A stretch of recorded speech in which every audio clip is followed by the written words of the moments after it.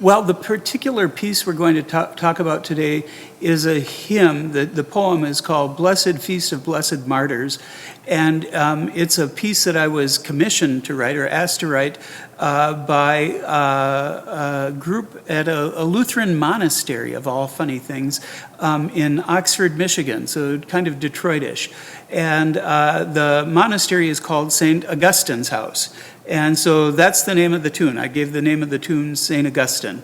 We just premiered it for the first time this past Sunday. And even though I wrote it, I can't even remember when I wrote it. It's probably been a year or more. The pandemic kind of turned everything upside down on all of that. But the tune and the harmonization are all original work. The text itself is a 12th century Latin text that's come down to us through John Mason Neale, the Oxford movement in England in the 19th century and all that. It's a great text. I've known it for a long, long time and I always wanted to set it. And St. Augustine's House, this Lutheran monastery, is a group of individuals who pray the hours. So they start out at like 5:15 in the morning with vigil. They go to lauds, they go to matins, they do the whole thing throughout the course of the day. They pray the hours, and they also commemorate the saints' days. So it was important then, I felt, to have a hymn for them that kind of captured all of that. So Blessed Feast of Blessed Martyrs is that particular text. It would be a great text for All Saints Sunday also. The text reads, Blessed Feasts of Blessed Martyrs, holy women, holy men, with affection's recollection greet we your return again. Worthy deeds are theirs and wonders, worthy of the name they bore. We with joyful praise and singing honor them forevermore. And then the final stanza, I won't go through the whole thing. Well, I will too, it's only 3 stanzas, it'll go by quickly. Faith prevailing, hope unfailing, loving Christ with single heart. Thus they glorious and victorious bravely bore the martyr's part. By contempt of every anguish, by unyielding battle done, victors at the last they triumph, with the host of angels one. Therefore all that reign in glory, strong and sure with Christ on high, join to ours your supplication when before him we draw nigh, praying that this life completed, all its fleeting moments past, by his grace we may be worthy of eternal bliss at last.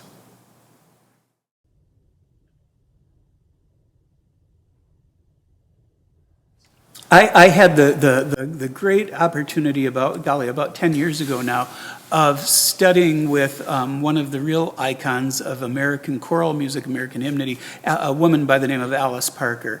And one of the sessions we spent on was congregational song, corporate singing, and writing those tunes. Now, and Alice is a diehard advocate believer that all melody comes from the words, comes from the text.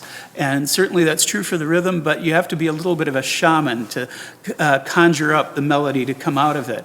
Alice had us doing crazy things like dancing to the text, reading the text very dramatically, theatrically, and all these things to start getting a real melodic sense of the text. And it works. It's true. It really does work.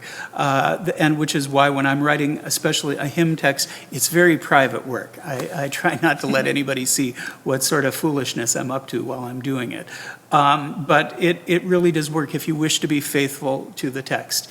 And you really do. So that's the text is the starting point for the melody. You get to feel how the words feel in your mouth, how they taste in your mouth, where they fall between the tongue and the palate and the teeth.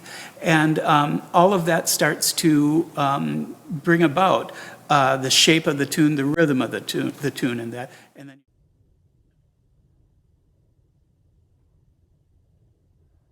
yeah, I think that for me The melody drives the harmony. When I write a melody, first and foremost, I want the melody to be able to stand on its own. I mean, and there are plenty of tunes that aren't written that way, where it's written to be, it needs to have the support of the harmony to drive the melody. I really personally want the melody to stand alone, so people could sing it if you didn't have any kind of accompaniment along with you.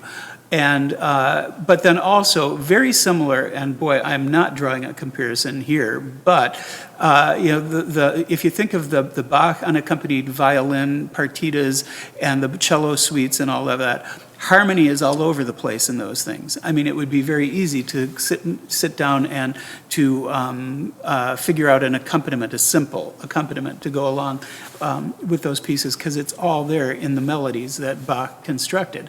And likewise with, I personally feel, again, a good hymn tune, the harmony should be implied all over the place with it. So again, for something like this, the melody for this goes, blessed feasts of blessed martyrs, holy women, holy men, with affection's recollection, greet we your return again. Worthy deeds, others and wonders, worthy of the name they bore, we with joyful praise and singing honor them forevermore.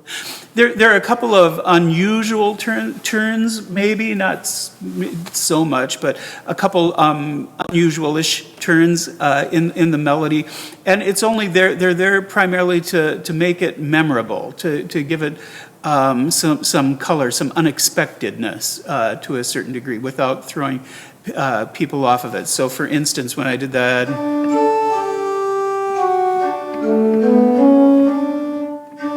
Here we go to the first one, the lowered seventh. Kind of a minor modulation, not really. And then it goes on and so forth. And then at the ending, the melody doesn't necessarily, you don't hear it, but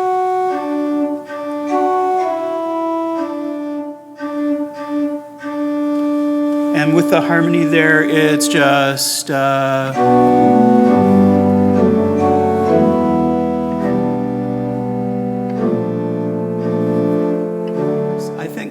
I personally like this tune a lot. I think it works nicely. And if you like, here's the whole thing with the organ.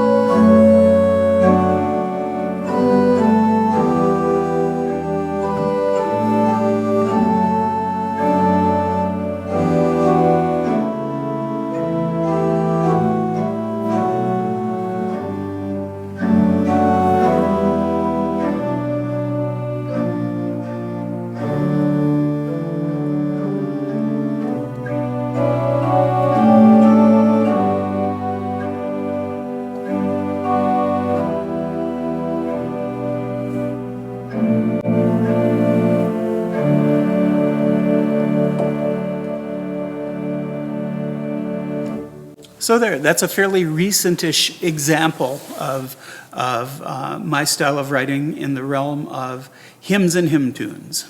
So, coming to a bookstore soon. Buy many copies.